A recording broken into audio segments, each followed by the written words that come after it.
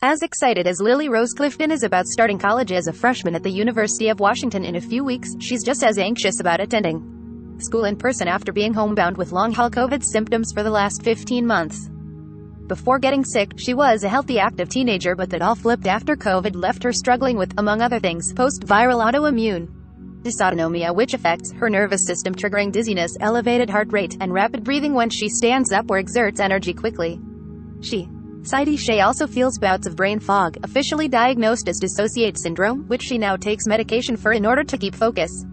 "I don't learn the same way from when I was healthy," Clifton, 18, said. "I feel like I'm a totally different person now." She said she will likely reach out to the university's Disability Services office to arrange some accommodation for her new needs, like extra time to get to class and for reading assignments. "I feel bad even asking for anything because I feel like it takes away from other people who are in worse situations, but my mom tells me I shouldn't feel that way because my needs and abilities have also changed since COVID." COVID long haulers suffer persistent neurological issues, study finds. March 23, 202,101 to 59. As long-term COVID continues to linger in thousands, young people suffering from its residual effects will undoubtedly return to schools and colleges needing more support and accommodation, but with disability infrastructure being underfunded and not widely understood in many colleges, schools will need to re-examine systems they have in place for these students, disability experts said.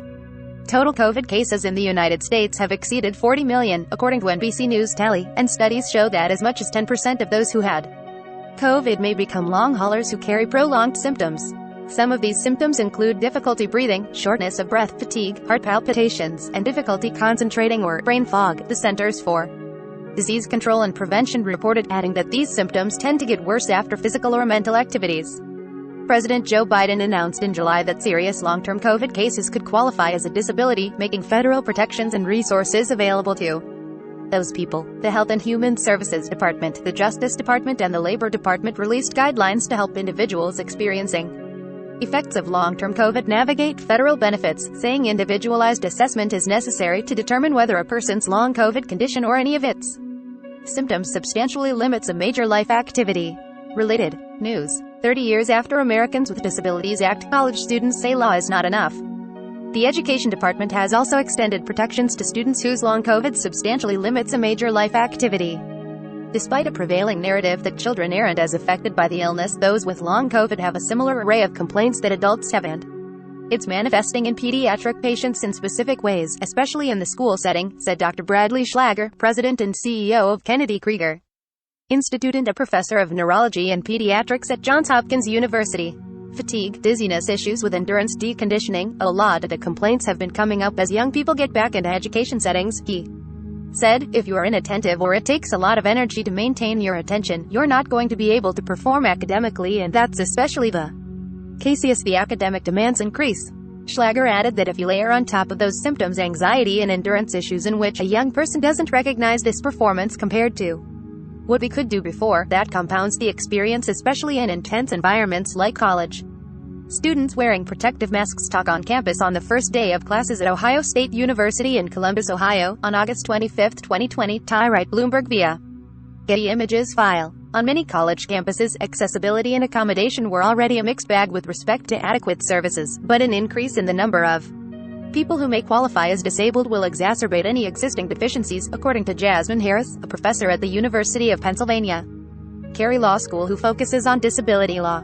"If we do not address reasonable modifications and disability in higher ed, we risk students dropping out of programs, voluntarily or involuntarily, which means we lose the talent and skills of a growing population of young long haulers." In order to support long haulers, there needs to be clarity and centralization regarding the process of requesting reasonable accommodations at all levels, from the centralized office to the individual classroom instructor, Harris said. "What's reasonable can be subject to interpretation, and individual instructors may unintentionally create barriers to accommodations for students with disabilities. In addition, young long haulers will likely face skepticism given fiscal and administrative shortfalls on campuses, leading to a disparity of who receives support. Those who have the time and money to document their impairments and their effect on learning will be the most successful," Harris said, adding that documentation should not be a barrier to access. Related news. A professor with a heart condition claims she was told she could no longer teach remotely. Now she is suing. Some schools have already started the process of re-examining their disability infrastructure. Amanda Krause, the executive director of disability resources at the University of Arizona, said the school, which has over 44,000 students, has already seen a significant increase in COVID-related requests for accommodations on campus. The pandemic has really taught us that there is a need for more flexibility, compassion, and a universal design that will benefit not just those with disabilities but everyone, and my hope is that we retain some of that. The things that were put in place to adapt to the pandemic, she said. Massive medical bills plague some COVID long haulers struggling with ongoing symptoms. June 4, 202,106-26. There does need to be a degree of forethought by educational institutions, said Robert Dinerstein, director of the Disability Rights Law Clinic at American University Washington College of Law. Outreach and training from the top down could be one way to prepare staff. Professors should be trained to be more attuned to disabilities and understand that protocols will be different. Mark Weber, a professor at DePaul University College of Law, said one of the largest impediments to accommodations has been a general attitude toward disability and an unwillingness to offer it because of a fear of cost or skepticism that someone really needs it. A large number of accommodations don't necessarily cost anything or demand additional resources so much as just require people to change their conventional or standard operating procedures, he said. Despite her new medical impairments, Clifton said she will continue to push herself in hopes one day that her long COVID is behind her. Until then, she hopes for some empathy as she starts college. Every student's best will probably look different now, she said. I want people to know that it's important to consider everyone's life situations and understand that we're doing the best we can.